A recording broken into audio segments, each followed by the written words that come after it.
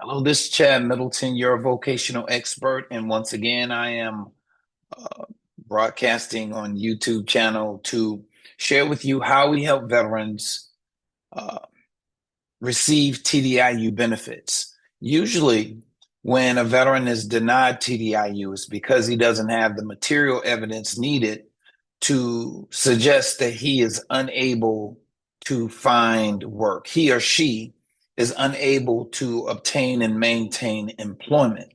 Doctors don't really like to state whether or not you're employable or not. And the VA has suggested to the medical examiners, so CMP doctors, to not provide an opinion on whether or not the veteran can work or not. So, who makes the decision on whether or not a person can work? Well, that is a vocational expert. Without a vocational expert, you're hoping that the VA would make a favorable determination that you are unable to work. Typically, that's pretty challenging for them to do. But with the vocational evaluation report, you have the material evidence needed to convince the VA that this certified rehabilitation counselor, this vocational national vocational expert, has indicated that there are no jobs that can be considered for a person with these disabilities. Okay, so just wanted to give you a roundabout generic uh, uh, explanation of what a vocational expert does, and I provide comprehensive vocational evaluation report that can be used as evidence to support your TDIU claim. Well, I came on today to talk about how we're going to help this veteran who's rated at 70% achieve TDIU. 70%. All right. This veteran let's see what his age is. This veteran is 60 years old. He has previous work as a housekeeper. All right. Previous work as a housekeeper and has been working for the federal government for a couple of years, but he was having issues with his employment and subsequently got terminated. All right. Let's talk about his disabilities. He is rated 70% for PTSD with anxiety and depression, and 10% for tinnitus, which is ringing in the ears. Okay. So when we're looking at his symptoms of PTSD, and we're also looking at his requirements of his job, we want to identify what about his job was aggravated by his mental health condition. Well, during the interview, the veteran stated that he had conflicts with other employees. He would often fall asleep at work. He would miss work due to issues with his mental health. Uh, he had poor productivity. He was very easily startled, had panic attacks on the job, and subsequently he was terminated due to his absenteeism and due to problems and conflicts he was having with coworkers. This information was obtained during the interview, and he also provided medical documentation to support his symptoms. All right, so let's talk about his symptoms that's rated by the VA.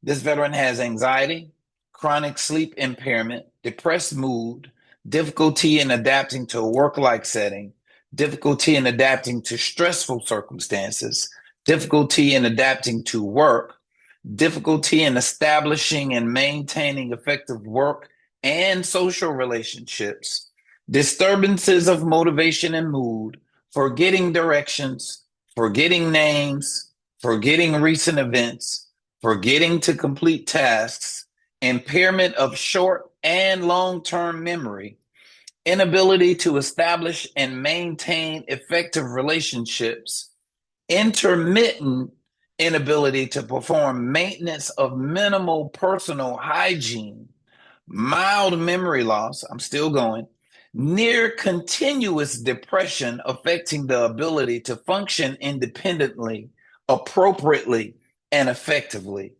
near continuous panic affecting the ability to function independently, appropriately, and effectively, occupational and social impairment with deficiencies in most areas such as work, family, relations, judgment, thinking, or mood, panic attacks more than once a week, retention of only highly learned material, suicidal ideation, and suspiciousness. Now, that was a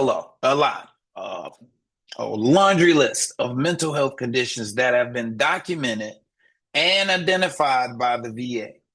Now, the question for a vocational expert is, what kind of jobs can a person with these symptoms be able to perform? I'm going to pull out a couple of things that's going to make it almost impossible. Panic attacks more than once a week. You having panic attacks on the job is very likely you're not going to return right back to work like nothing has happened. Near continuous panic and near continuous depression. All right. That means it's consistent. It's like all the time. It's like there's no situations, there are very few situations where the person is not either in panic mode or depression mode. Okay. Couple of other things. Forgetting names, forgetting directions, forgetting recent events, forgetting tasks, or forgetting to complete tasks.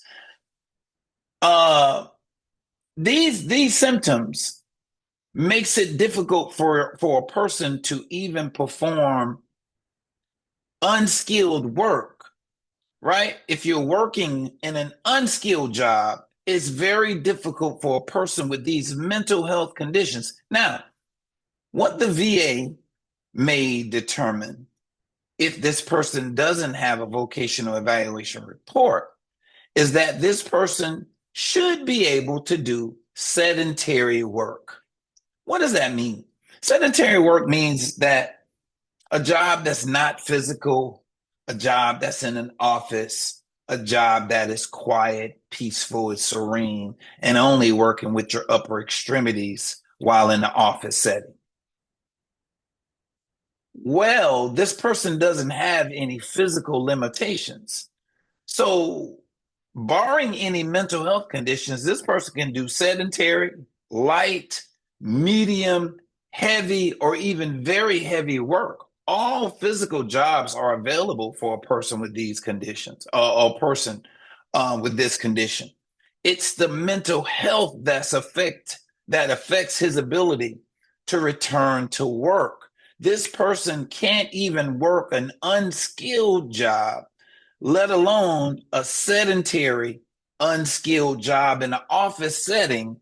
Still, this person is going to have problems with panic, problems with depression, problems with productivity, problems with getting along with people, problems with showing up to work consistently. This person has a serious mental health problem that affects his ability to perform any type of work. Okay, so a vocational expert looking at these symptoms, looking at this medical documentation, okay, all of this information supports what he shared with me in an interview. All right.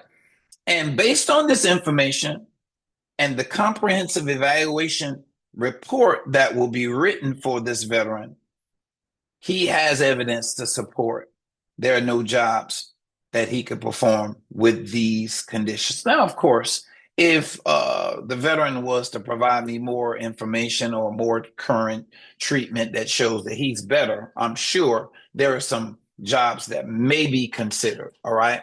But with the information that I currently have, there's no jobs that I feel this veteran will be able to perform with this type of limitations. All right. These types of limitations. And also the key is occupational and social impairment with deficiencies in most areas, such as work, school, family relations, judgment, thinking, or mood. Okay, so if you're looking at your letter that you received from the VA and you see these symptoms, you know that a CMP examiner has checked these boxes in your CMP exam and determined that these are your limitations. Some of you may not have limitation this extensive, but if you're a veteran, you're 70% higher for a mental health condition, and you have some other conditions like migraines, you have a back condition, knee condition, as well as a mental health condition, it limits the availability of most jobs simply because of the mental health. So if you're looking at your rating decisions and you see that these are some of the same conditions that you have and you're currently not working and you qualify for TDIU, you need to call us up, and let's talk about you applying for TDIU benefits. TDIU benefits is paying you at the 100% rate, even though your rating is not at 100%. Okay, 70%, well, 60% for one condition, 70%, 80%, 90%, with at least one condition rated at 40. You qualify for TDIU benefits. You're not entitled unless they determine that you're entitled, but you qualify. All right. Look in your area and find your vocational expert, or call our office and schedule an individual consultation. All right. At this consultation, we do the interview. We talk to you about your condition, your past job, and your work history, your education, issues that you're having in your own words, so that when we provide you with a comprehensive vocational evaluation report, it'll all be relevant, and our credentials are credible. Okay, so if you have any questions, contact us at our office. It's 803-563-5087. Contact us on the web at www.vcandvc.com, or email us at admin@vcandvc.com. You send us an email, give us a call, leave a message on a voicemail, give us your contact information. We'll reach out to you and try to get you scheduled for an individual consultation. Any vocational expert can provide these services, but with my experience of working with the VA for over 12 years, doing this type of work for the past since 2012, I've helped many veterans with providing this service, this evidence, to help them get TDIU, and I'm available to help you as well. All right, God bless you. Thank you for checking us out on YouTube. Don't forget to like and subscribe. Call our office soon as you can so that you can get on our books, so we can talk about your claim for TDIU benefits. Go ahead and start requesting your medical documentation, okay? Your award letters, your VA Blue Button report, resume, DBQs are perfect. Make sure you request your DBQs. You have to put in a FOIA request, which is a Freedom of Information Act. You have to contact the VA and request that you get copies of your DBQs.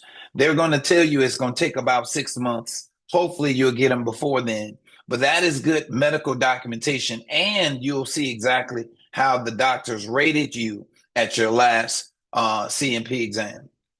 So if you need more information, let us know. Contact us. Sit down. Let's do a consultation, and let's talk about your claim for TDIU. All right. God bless you. I'm Chad Middleton. You're a vocational expert. Give us a call, and let's schedule your claim for benefits.